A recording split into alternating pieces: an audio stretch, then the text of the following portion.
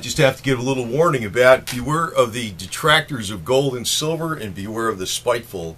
I just want to point something else out, because if you look back historically, and I'm not going to go back that many years, I'm not going to go back into antiquity, I'm not going to go back 100 years, I'm not going to go back, a dozen years or anything, even talk about 2000 or 2001. Let's just say from January 1st, 2007, not that many years ago, before all the real estate crash. Actually, the real estate crash started to happen in January of 2007. That's when the sales of homes started going down, right? But if you bought the S&P back January 1st, 2007, and you were another person that bought gold at January 1st, 2007, both of those went down and then went up. And actually, gold has been not doing as well as the S&P in the last few years. We know that. But from January 1st, 2007, not talking like something where you're picking the bottom of one and the top of the other. They're both doing well. You're actually ahead on gold. Far ahead. You're far ahead. That's a fact. I just want to also point out, when we first saw cracks in the real estate market. That was the beginning of the warning to the financial crisis. Say January 2007, and actually the beginning of all of January 2007, home sales started declining. And then 2008, we saw a run up in, I guess it was the euro was going on in the beginning of the year. We also saw the oil prices go through 100, and then they went up to, I think 147 in the beginning of July 2008. And that was the only prediction, I think, that Lindsey Williams came out with correct as far as financial predictions. I'm not talking about political predictions. I'm talking about financial predictions. And that was when Ken Fromm was alive. Actually, he was getting good information back then. And then oil went all the way down to $35 a barrel from the 147. Actually, Ken Fromm said 50, but very damn close, But through all the commodities have always been risky. And I will not call gold a commodity. It does not fluctuate as radical as a lot of other commodities out there.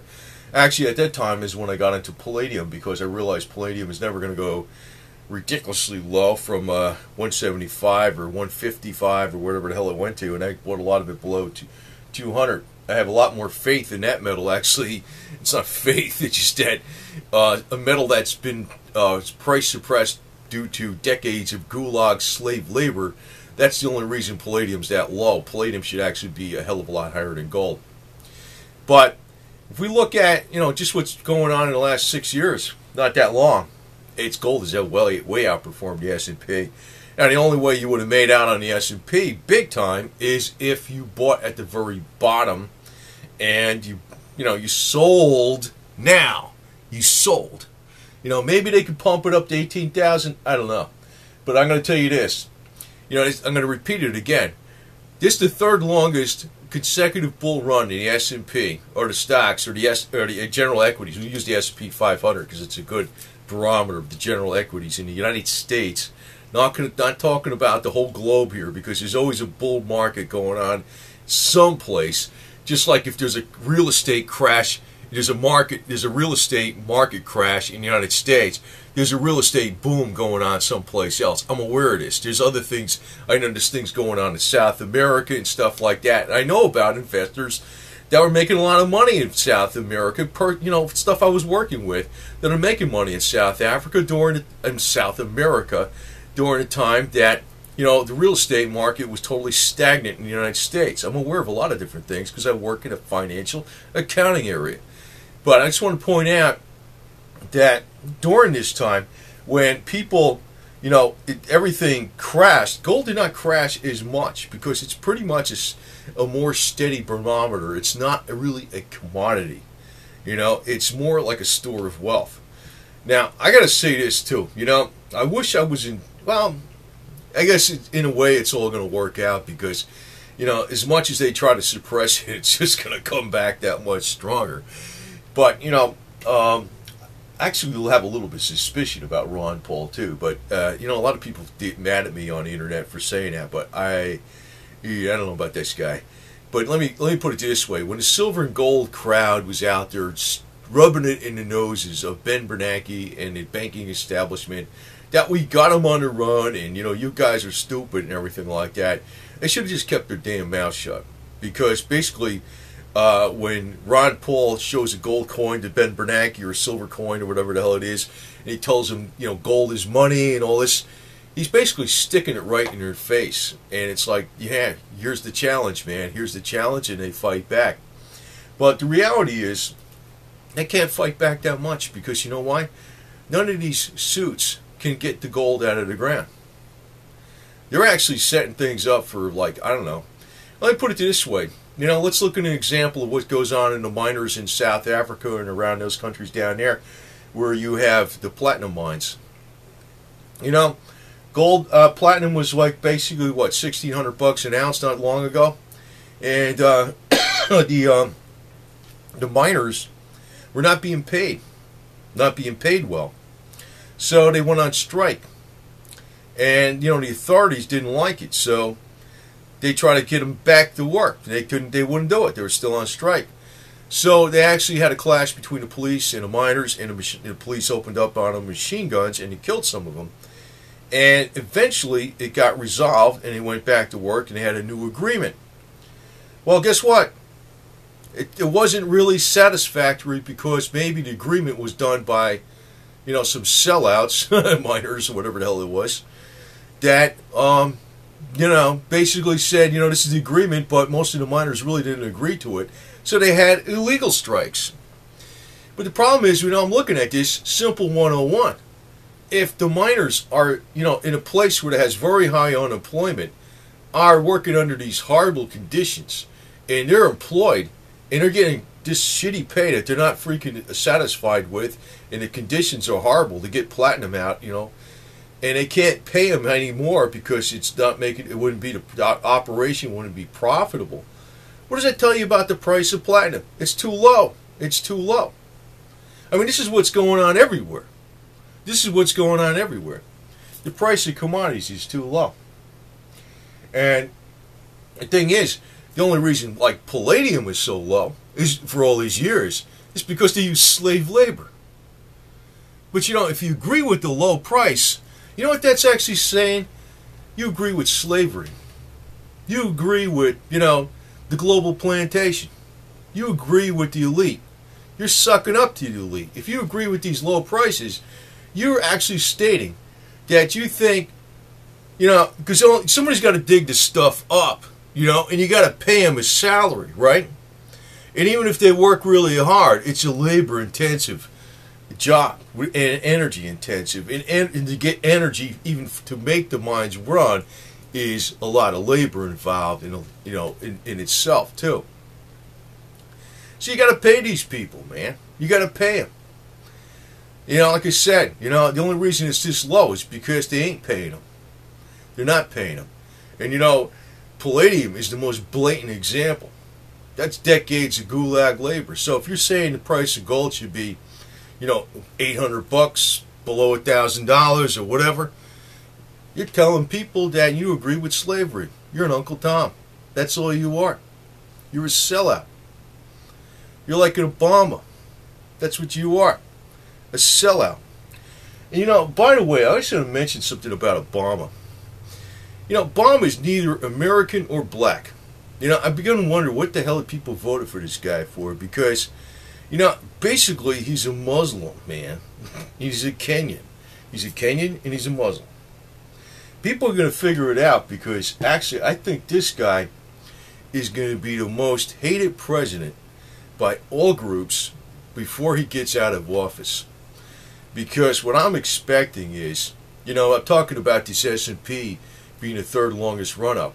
If it continues on till July of 2014, just this, coming up here in 6 months or whatever, if it continues on that long, it's going to be the second longest bull run, monthly bull run we've ever had. The second longest bull run we've ever had. The only one that was longer was the one in the 1920s. If it goes all the way up to the election, it's going to be the longest bull run by far. That's why I don't think it's going to make it to the election. Because actually in the 1920s, there was a reason for prosperity, because we were actually under, Calvin Coolidge and Warren Harding and stuff like that, laissez-faire capitalism. They didn't even have all this regulation. After World War I, they scaled back the government after Woodrow Wilson made the government really big and everything, or actually it was Bernard Baruch's. Well, it was Woodrow Wilson was Bernard Baruch's puppet, but they made the government big. In the 20s, it was right to laissez-faire capitalism. That's why, partly the markets were doing good. There was actually real prosperity going on. There's not real prosperity going on right now since the supposed recovery from the 2008-2009 financial crash. And also remember that commodities crashed first. During the 2008-2009 time frame, commodities crashed first. Oil peaked out in, I think it was July 2nd, July 3rd, 2008. And then it went all the way down to like $35 a barrel by the end of the year, right? Or maybe January of 2009. Gold crashed and silver crashed along with it. Right after that, basically gold made a double peak and silver made a double peak, and it crashed. It was up to like 22, then it went up to 20, and then it crashed. But you have to remember, there's other things going on. I mean, a lot of people even look at that 20, 22 from 5 or 6 years ago. They're not looking at the energy prices. The energy prices are looking pretty damn firm to me. You got to remember, when you're going bare bones operating budget on mining operations, almost 50% of it's diesel fuel. And like I said, look at what's going on with the laborers and the labor strikes in South Africa, in a high unemployment area. I'm telling you right now, man, and look what's going on with all the operations that have been cut back. We talk about Barrick Gold with the Andes Mountains, too. In the Andes Mountains, they just, abandoned project, goodbye. That shit ain't going to open up again. There's big mines and mining companies, mining giants in Canada abandoning projects. So how's this stuff going to come out of the ground? What are we going to do? Have paper gold? That's cute. Anyway, Bitcoins, how's that? I got cat coins. I'll sell them to you. But I want something real for it. I don't want paper, man. I want something real. But let me put it this way.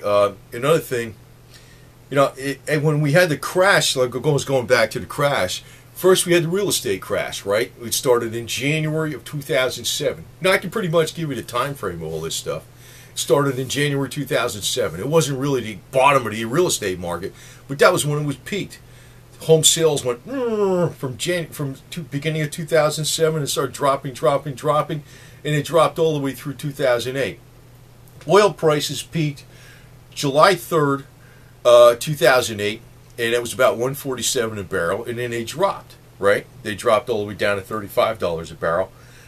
Gold and silver, basically start dropping right after oil took them down, right?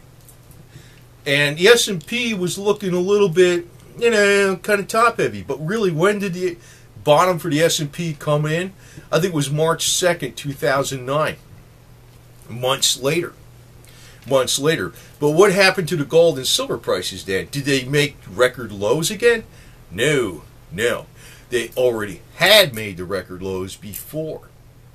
In other words, the commodities crashed first, then the S&P crashed. Which doesn't really make sense in this way, because it's almost telling you these are rigged markets. In other words, these are paper prices. In other words, if you have a drop in commodities, that should mean you should have more production, which means that in other words, if there's a drop in energy prices, there's a drop, especially energy prices. Energy prices highly affect the real GDP. But you have to remember, our GDP is based upon, a lot of it, the government, which is debt-based economy. In other words, the government is throwing more and more money into the economy. That's why the GDP looks good. You see, actually, I could address the things that supposedly don't make sense, but they do make sense. My contention is that the precious metals already got slammed. They really got slammed back in April. You know, we look at a chart, we like to tend to think it's just going to keep going down, just like we just tend to think it's going to keep going up. You know, you got to know where these curves are going to be, where the bottom and where the top is. What tells me is that we've already seen the bottom in gold is because of Goldman Sachs buying physical gold every freaking month. That's telling me something. If they're buying it, there's something going on there. Central banks are buying it. The 6 largest bullion banks are net long gold as of May 2013. They're net long. They might have some short positions that they'll dump on people, but they're net long. They're net long. So, you know, that's what's going on. And, you know, if the S&P crashes to, you know, 30-40%, don't expect a correction in gold 30-40%. That ain't going to happen. It ain't going to happen. Because it already has corrected. Look back at recent history. Just look what happened during the 2008-2009 financial crisis. Commodities crashed first, then the S&P crashed, and commodities did not hit a new low right at the time the S&P hit the bottom. I think it was March 2nd, 2009. And then what happened? That caused them to push QE basically starting around September, well, a little bit later. They start pushing more to QE. And, you know, what happened even with the price of silver and gold? You saw most of the gains, well, actually with price of silver, you saw most of the gains in 7 months' time. 7 months' time. In other words, it was doing nothing. You see some gains here and there. Then in 7 months' time, and especially at the end of the 7 months, the last 2 months or one month is when it really took off. And expect the same thing to happen again. You know, expect the same thing to happen again. But if you're not buying any right now, you're going to miss out on that. You're going to miss out on that. So that's all I have to say about that. So, you know, I'll be doing some other updates on some other practical how-to videos besides these financial type things. But I think I'm the only one that puts out a different, unique perspective on a lot of different stuff with these financial markets, because I ain't a bullion dealer. I'm not a stockbroker. And, you know, a lot of times, you know, when your people are putting out all these charts and stuff, look at this graph, they're just looking, they're freaking looking, you know, people criticize, you know, I get these idiots criticizing AdSense. These brokers, when they get another client out there, you have no idea what these guys make. I know what they make. I know what they make. They're looking for business. So, you know, I'm going to tell you this too. Anybody that knows a secret that the markets are going to crash at this time or going to go way up or whatever, they will never blab it in a million years on YouTube or in the public or on a blog or through a newsletter. None of them. None of them. I just want you to remember that golden rule. People who really know do not say a word. You can subscribe to a newsletter. You're not going to find something out special through that. They're not going to say a word. If they really know something, you keep your mouth shut. So what I'm offering here is really common sense 101 advice. But I'm going to tell you this. Common sense goes a freaking long way, man. Believe me. It helps you see through the freaking muck. And, oh, there's a reason I've been in the accounting financial world, and I work for very aggressive people. And there's a reason I survived with them.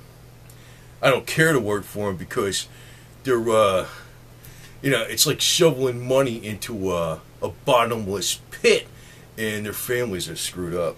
Believe me, they are.